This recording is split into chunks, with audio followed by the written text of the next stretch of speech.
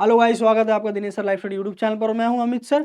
और जिस तरह के बहुत सारे स्टूडेंट पूछ रहे थे कि टॉप 20 परसेंटाइल का स्कोर क्या है सर, कैसे ले, बहुत सारी कंफ्यूजन है। टॉप 20 परसेंटाइल जो डिक्लेयर होता है, जो पीडीएफ डिक्लेयर की गई है, ओके, वो पीडीएफ में आउट ऑफ 500 मार्क्स लिखा है। हमारा मैथ जो महाराष्ट्र का जो रिजल्ट आता है वो आउट ऑफ 600 पे आता है। तो बहुत सारा कंफ्यूजन था जोसा काउंसलिंग में किस तरह से एक्सेप्ट किया जाता है। तो जैसे आपको पता है कि 75% का उन्होंने क्राइटेरिया रखा है कि भाई 75% क्राइटेरिया होना चाहिए, या तो टॉप 20 परसेंटाइल में होना चाहिए। दो कंडीशन है, या तो आपका 75 एंड अबाउ स्कोर होना चाहिए, ओके, या तो आपका टॉप 20 परसेंटाइल होना चाहिए, चाहे आप किसी भी बोर्ड से बिलोंग करते हो। ये उनका रूल है जोसा काउंसलिंग में एंट्री करने के लिए, जोसा काउंसलिंग के द्वारा एडमिशन लेने के लिए। ओके, हमारा एमएसटी सिटी का ये कंडीशन नहीं है। एमएसटी सिटी में अगर कोई ओएमएस कैंडिडेट एडमिशन लेता है या मार्शा का कैंडिडेट जेई के थ्रू एडमिशन लेता है तो सिंपल उसको क्या चाहिए रहता है, पीसीएम में चाहिए रहता है 135 मार्क्स। ओपन वालों को, कास्ट वालों को 120, या ईडब्ल्यूएस रहेगा तो 120।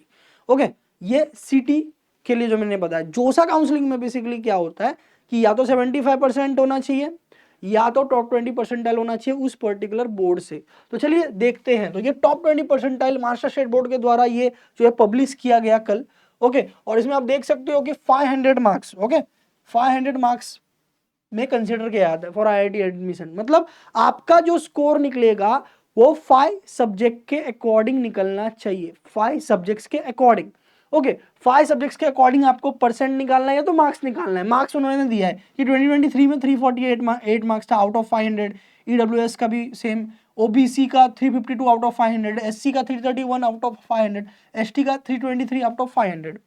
2024 मतलब इस साल का जो रिजल्ट आया है 12th का, ओके, 12th साइंस का, 378 मार्क्स होना चाहिए आउट ऑफ 500।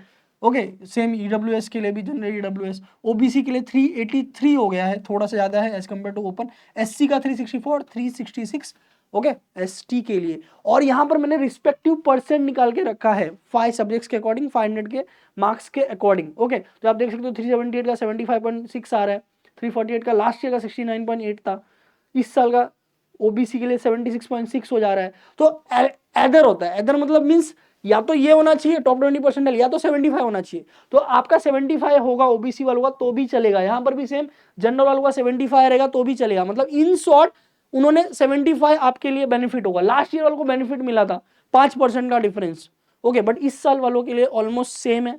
ओके, आप देख सकते हो यहाँ पर एससी वालों को थोड़ा सा बेनिफिट है 72.8 और 73.2।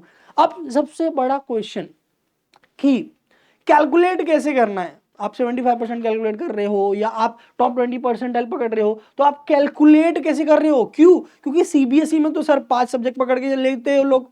बाकी बहुत सारे बोर्ड से जो 5 सब्जेक्ट ही पकड़ते, हमारा 6 सब्जेक्ट है, हमारा तो डिसएडवांटेज हो जाएगा, बराबर। अगर हम लोग एग्रीगेट पकड़ेंगे 6 सब्जेक्ट का तो हमारे लिए तो डिसएडवांटेज हो गया ना। इसीलिए जोसा काउंसलिंग या जो उनके जो अथॉरिटी होती है उन्होंने ये रूल डिसाइड किया कि अगर किसी बोर्ड का 6 सब्जेक्ट है तो भी उनको 5 सब्जेक्ट ही लेना है। अब वो 5 सब्जेक्ट कौन से लेंगे, क्या रूल है? तो ये रूल है, देखिए यहां पर आउट ऑफ 500 लेना है अपने को, और या तो टॉप 20 परसेंटाइल और रहता है, बराबर। तो यहां पर 75% का क्राइटेरिया, या तो आउट ऑफ 500 अपने को जो मार्क्स उन्होंने बोला, कौन सा मार्क्स बोला, ये वाला मार्क्स 378 होना चाहिए, या तो 75.6 या 70 परसेंटाइल, 75 परसेंटाइल। तो आप पहला सब्जेक्ट लोगे फिजिक्स, दूसरा सब्जेक्ट लोगे केमिस्ट्री, तीसरा सब्जेक्ट लोगे मैथ्स। 3 सब्जेक्ट का तो कोई डाउट है ही नहीं, इंजीनियरिंग कर रहे हैं तो 3 सब्जेक्ट तो होना ही है सबको। तो ये 3 सब्जेक्ट लेना है। बाकी 2 सब्जेक्ट कौन से होंगे सर? 6 सब्जेक्ट में से ये 3 सब्जेक्ट तो ले लिया, बाकी 2 सब्जेक्ट कौन से होंगे? तो एक लैंग्वेज होगा, एक सब्जेक्ट आपको लैंग्वेज का लेना है, और वो भी जो हाईएस्ट रहेगा वो। अब लैंग्वेज में महाराष्ट्र में बहुत सारे स्टूडेंट जो है, इंग्लिश तो कंपलसरी रहता ही है, इंग्लिश के अलावा कुछ लोग हिंदी लेते हैं, कुछ लोग मराठी लेते हैं, कुछ लोग कोई और लैंग्वेज लेते हैं, बराबर। तो आप ये देखो कि ये सारे लैंग्वेजेस जो आपके पास है उसमें से आपको 100 में से ज्यादा किस में आया है? इंग्लिश में ज्यादा आया कि हिंदी में ज्यादा आया? या आपने मराठी लिया तो मराठी में ज्यादा आया है क्या? जो ज्यादा होगा, जो मैक्सिमम होगा, जो हाईएस्ट होगा, वो स्कोर लेना है। ऐसा नहीं कि नहीं इंग्लिश ही लेना है, नहीं, जो लैंग्वेज में ज्यादा स्कोर है वो आपको लेना है। इंग्लिश में 60 है, हिंदी में 70 है तो हिंदी पकड़ो, इंग्लिश में 50 है, मराठी में 45 है तो इंग्लिश पकड़ो, जो ज्यादा होगा वो। अब एक तो लैंग्वेज ले लिए, 3 पीसीएम हो गया, 4 हो गया। पांचवा सब्जेक्ट कौन सा होगा सर? पांचवा सब्जेक्ट ये 4 सब्जेक्ट के अलावा दूसरा सब्जेक्ट होगा जिसमें आपको ज्यादा मार्क्स आया है। Any one subject with highest marks, ये सब नहीं होना चाहिए, ये सबके अलावा। तो कुछ स्टूडेंट को बायो होता है, तो बायो पकड़ सकते, कुछ स्टूडेंट को आईटी होता है 100 मार्क का, वो ले सकते, कुछ स्टूडेंट को कैसा होता है सीएस किसी को होगा, बराबर। अब किसी को सीएस होता है तो 200 मार्क बाय रिप्लेस होता है, या एक सब्जेक्ट से, या तो 2 सब्जेक्ट से, या तो एक सब्जेक्ट और एक लैंग्वेज से, अलग अलग कॉलेज के अलग अलग कॉम्बिनेशन होते।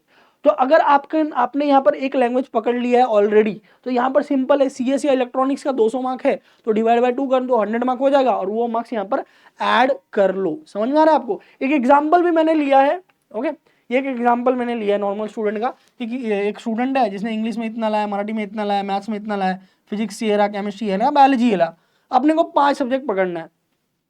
तो इंग्लिश में 66 है, मराठी में 85 है, मैक्सिमम कौन है ये, तो ये कंसिडर किया। पीसीएम तो अपने को कंसिडर करना ही है, तो ये पीसीएम कंसिडर कर लिया। बायोलॉजी में ज़्यादा मार्क्स है, ओके, तो ये कंसिडर कर लिया। ये टोटल किया तो 409 मार्क्स आया, ओके, आउट ऑफ 500। अब उसका 500 के अकॉर्डिंग डिवाइड बाय 5 करके परसेंटेज निकालेंगे तो 81.8 आएगा। तो इस तरह से ही आपको भी निकालना है कि पीसीएम का एक ले लेना, 3 सब्जेक्ट, लैंग्वेज में जो ज़्यादा है वो ले लेना है, और एक सब्जेक्ट यहाँ पर जो है बायोलॉजी होगा या सीएस या इलेक्ट्रॉनिक्स होगा वो आपको ले लेना है। वो एक लेकर आपको मार्क्स निकाल लेना है। मार्क्स कितना हुआ, मार्क्स जो है अपना 378 से ज़्यादा है क्या, ये तो परसेंट जो होना चाहिए 75 या 75.6 से ज़्यादा होना चाहिए। टॉप 20 परसेंटाइल या तो 75% इसी मेथड से। टॉप 20 परसेंटाइल, अगेन मैं रिपीट कर रहा हूँ, टॉप 20 परसेंटाइल या तो 75% कैलकुलेट करना है आपको इसी मेथड से। 5 सब्जेक्ट ही कैलकुलेट करना है, 5 सब्जेक्ट को लेके चलना है, 5 सब्जेक्ट को आपको लेके चलना है इसी तरीके से। 5 सब्जेक्ट को या तो 75% करो या तो जो है वो, बराबर, तो इस तरीके से कैलकुलेट करना है। तो ये मास्टर के स्टूडेंट्स के लिए काफ़ी राहत है, क्योंकि काफ़ी स्टूडेंट जो क्या होता है 6 सब्जेक्ट के अकॉर्डिंग मार्क्स गिर जाते हैं, 6 सब्जेक्ट के हिसाब से क्या होता है मार्क्स जो है गिर जाते हैं या कम हो जाता है। तो ये अगर मेथड आप फॉलो करते हो तो आपका जो आ रहा है वो देखो, और जो है 378 या तो 75 या 75.6 ये आपको कंसिडर करके चलना है। तो यही इन्फॉर्मेशन आपको देना था। ये आपका टॉप 20 परसेंटाइल स्कोर है, किस तरह से कैलकुलेट करना है वो भी बताया मैंने, और ये ऑफिशियल पीडीएफ जो उनकी तरफ से आया था वो भी मैंने बताया कि आउट ऑफ 500 आपने 378 स्कोर करना है। ये कास्ट वालों को इतना करना है, ओके। और कास्ट वालों को 75% का क्राइटेरिया नहीं होता, उनको 65 का रहता है, स्पेशली SC ST वालों का, ओबीसी का नहीं बोल रहा हूँ, ओबीसी का यहाँ पर स्पेशली मेंशन किया गया है। SC ST, ओके, क्या होता है कि सेंट्रल लेवल में कास्ट में 2 ही कास्ट कंसिडर लोग करते हैं, SC और ST। SC ST वाले 65%, बाकी जितने भी लोग हैं सब 75 अबव होना चाहिए। या तो आप टॉप 20 परसेंटाइल फॉलो करो, टॉप 20 परसेंटाइल में जो भी गिवन है वो आप फॉलो करो। होप सो आपको सब अच्छी तरीके से समझ में आया रहेगा, ओके। और हमारे जो मास्टर स्टेट बोर्ड का जो काउंसलिंग वगैरह हो रहा है उससे रिलेटेड जो भी वीडियोस है वो भी आपको इसी चैनल पे आ रहे हैं, फ्री काउंसलिंग के प्लेलिस्ट में, जो डिस्क्रिप्शन में लिंक आपको मिल जाएगा, ओके। तो वो आप जरूर देखें, ओके। मिलते हैं अगले यूजफुल वीडियोस के साथ। और कोई क्वेश्चन आपको है, कोई क्वेरी है तो आप कमेंट में जरूर डालें। मिलते हैं अगले वीडियो में, tata bye bye, all the best.